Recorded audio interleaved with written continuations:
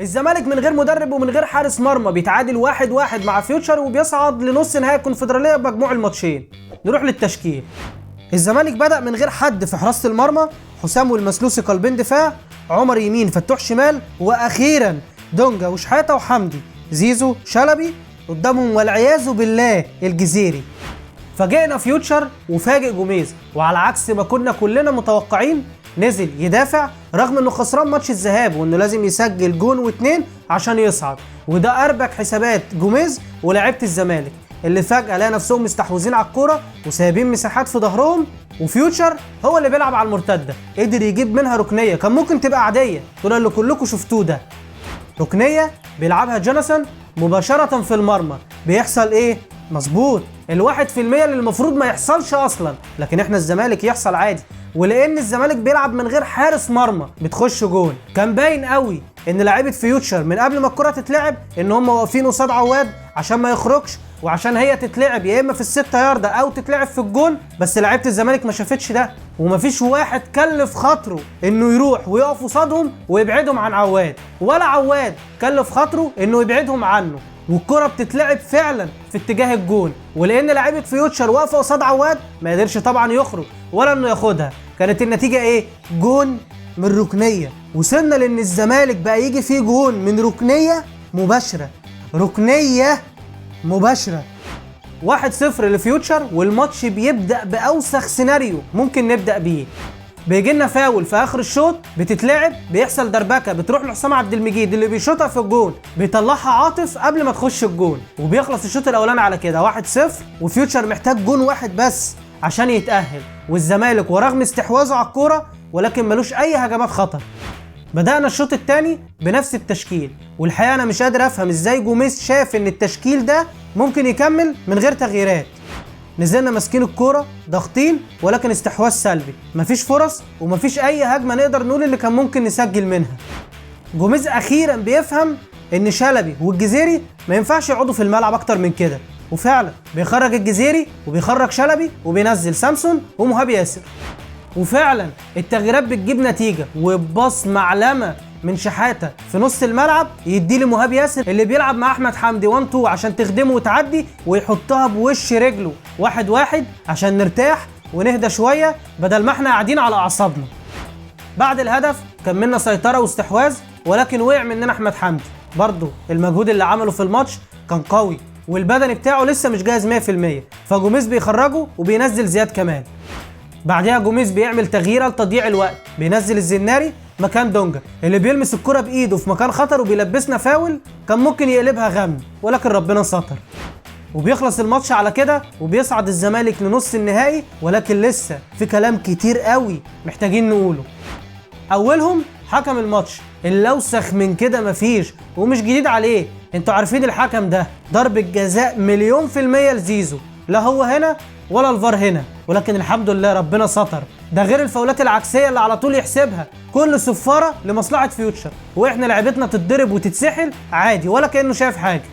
لعيبه الزمالك واولهم عواد اللي بيقدم اوسخ نسخه لنا شفتها في حياتي، وبعدين لا انت في العرضيات كويس ولا حتى الميزه اللي كانت عندك ان انت تحت الجون كويس بقت موجوده. يا راجل ده الجونين اللي جابهم فيوتشر منا سواء في ماتش الذهاب او ماتش النهارده، ارجع واقول لك ان طول ما احنا بنفكر هنجدد بكام وازاي وهنعمل ايه مش هناخد منك اداء، لا انت ولا التاني اللي كل الاخبار بتقول انه خلع على بيراميدز اصلا.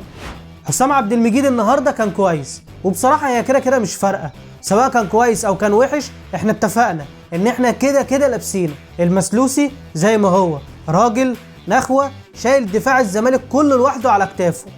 فتوح اقل من الماتش اللي فات، ولكن برضه يفضل فتوح هو احسن باك شمال في مصر، ولولا ان قصاده لعيب فلاح كنا شفنا من فتوح احسن من كده بكتير. عمر جابر النهارده واضح انه مش مركز لا هو ولا زيزو، وده طبعا عشان الحاله النفسيه اللي عندهم بسبب وفاه المعد البدني نادي الزمالك ربنا يرحمه ويحسن اليه. لعيبه نص الملعب اللي اخيرا جوميز اقتنع ان هم دول الثلاثه اللي ينفعوا، واولهم دونجا اللي كان كويس النهارده، مش كويس زي الماتشات اللي فاتت ولكن برضه كان كويس.